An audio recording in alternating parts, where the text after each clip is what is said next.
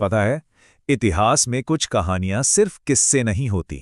वो एक तरह से लीडरशिप, हिम्मत और मुश्किल वक्त में लिए गए फैसलों की केस स्टडी बन जाती हैं। तो आज हम ऐसी ही एक कहानी को समझने की कोशिश करेंगे। एक रानी और उसके 1000 दुश्मन। चलिए देखते हैं कि इस कहानी से हम आज भी क्या सीख सकते हैं।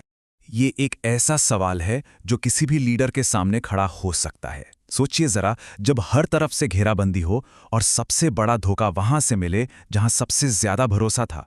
ऐसे में ही तो किसी के कैरेक्टर का असली टेस्ट होता है। तो ऐसे में एक रानी के पास क्या रास्ता बचता है? कहानी की शुरुआत एक किले से होती है, जिसका दरवाजा बस टूटने ही वाला है। बाहर एक बहुत बड़ी सेना का शोर गूंज रहा है और अंदर अंदर सिर्फ एक रानी, हाथों में 2 तलवारें लिए खड़ी है और आंखों में एक ऐसी आग है जो किसी भी सेना को जलाकर राख कर दे। अब देखिए, यहां सिर्फ 2 ही रास्ते थे। या तो घुटने टेक दो, सरेंडर कर दो, या फिर जो नामुमकिन है उससे चुनौती दो। उस रानी ने जो रास्ता चुना ना, वो सिर्फ एक लड़ाई का नतीजा तय नहीं करने वाला था, बल्कि आने वाली पीढ़ियों के लिए एक मिसाल बनने वाला था। चलिए अब जरा वक्त में पीछे चलते हैं, उस दौर में जब ये तूफान नहीं आया था। ये है सोने की लंका। देखिए, इस लड़ाई को समझने के लिए ना, पहले उस साम्राज्य को समझना बहुत जरूरी है जिसे उस रानी ने अपने विजन से, अपनी मेहनत से खड़ा किया था। उसका राज सच कहूं तो एक आइडियल स्टेट का ब्लूप्रिंट जैसा था। डेवलपमेंट के लिए बिल्कुल नई सोच, अपनी जनता के साथ एक मजबूत कनेक्शन और चारों तरफ खुशहाली और इंसाफ। लेकिन यहां एक बहुत क्लासिक बात काम करती है। जब आप बहुत ज्यादा कामयाब होते हैं तो जलने वाले भी पैदा हो ही जाते हैं। और यही इस कहानी का सबसे बड़ा कॉन्ट्रडिक्शन था। पड़ोसी राजाओं के लिए वो बस एक महिला थी, एक वुमेन रूलर, एक आसान टारगेट। लेकिन अपनी जनता के लिए वो एक बेहतर कल की गारंटी थी। और नजरों का यही फर्क अक्सर टकराव की सबसे बड़ी वजह बनता है। अब आता है कहानी में वो मोड़ जहां से सब कुछ बदल जाता है। विश्वासघात का खंजर। लीडरशिप का सबसे बड़ा इम्तिहान बाहरी दुश्मनों से नहीं होता, बल्कि भीतर बैठे धोखेबाजों से होता है। ये साजिश इतनी खामोशी से हुई कि किसी को कानों कान खबर तक नहीं हुई। रात के अंधेरे में एक खत ने दुश्मन को अंदर आने का रास्ता दिखाया। सेना बिना किसी आवाज के करीब आ गई और सुबह का सूरज एक खौफनाक सच लेकर उगा। सच ये था कि किले को अंदर से ही तोड़ दिया गया था। और ये धोखा किसी बाहर वाले ने नहीं दिया था। ये उसी के सबसे भरोसेमंद सलाहकार, उसके अपने मंत्री ने किया था। ये सिर्फ एक दिल तोड़ने वाला सच नहीं था, बल्कि इस बात का सबूत था कि सबसे बड़ा खतरा अक्सर हमारे सबसे करीब ही छिपा होता है।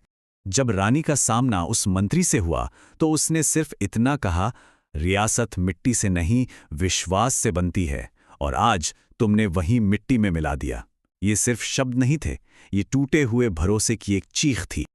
और यहां से कहानी एक बिल्कुल नया रूप लेती है। स्त्री शक्ति का उदय। इस धोखे ने रानी को तोड़ा नहीं, बल्कि उसके अंदर की योद्धा को जगा दिया। कहते हैं ना, संकट ही एक लीडर को उसके असल रूप में ढालता है। ये सिर्फ कपड़े बदलना नहीं था, ये एक माइंडसेट का बदलना था। उसने अपने शाही गहने उतारे, लोहे का कवच पहना और हाथ में तलवार उठा ली। श्रृंगार अब रणभूमि के लिए था।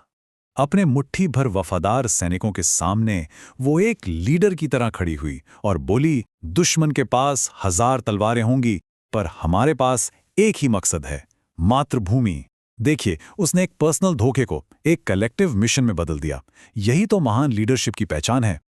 और अब हम पहुंचते हैं कहानी के उस पीक पर जहां स्ट्रैटेजी और नंबर्स मायने नहीं रखते, जहां सिर्फ हिम्मत की बात होती है। ये है रणभूमि की देवी का अध्याय। सोचिए, ये सिर्फ एक लड़ाई नहीं थी, ये तो गणित के हर नियम के खिलाफ एक खुला चैलेंज था। एक तरफ एक योद्धा और दूसरी तरफ पूरे 1000 दुश्मन। आंकड़े, नंबर्स सब खिलाफ थे, लेकिन जो एक चीज खिलाफ नहीं थी वो था इरादा। घोड़े की पीठ पर वो दुश्मन की सेना के बीच किसी तूफान की तरह घुस गई। उसकी तलवार जिधर भी घूमती वहां हाहाकार मच जाता। ये सिर्फ ताकत की लड़ाई नहीं थी, ये विल पावर की लड़ाई थी। उसे चोटें भी लगी, बहुत चोटें लगी, पर वो रुकी नहीं।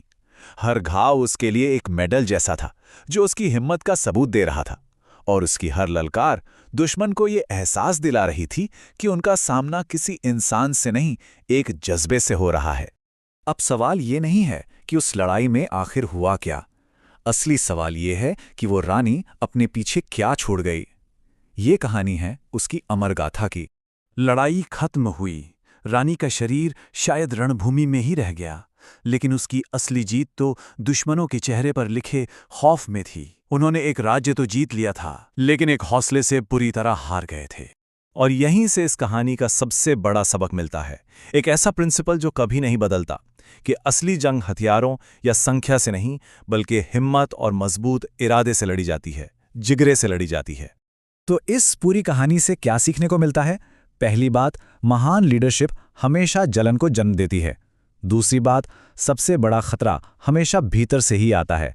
और तीसरी, सच्चा लीडर वो है जो अपने पर्सनल संकट को सबका मकसद बना दे। तो अब आखिरी सवाल ये उठता है कि क्या आज के दौर में हर वो इंसान जो अपनी मुश्किलों से अकेले लड़ रहा है, वो इस रानी की तरह एक योद्धा नहीं है? सोचने वाली बात है ना?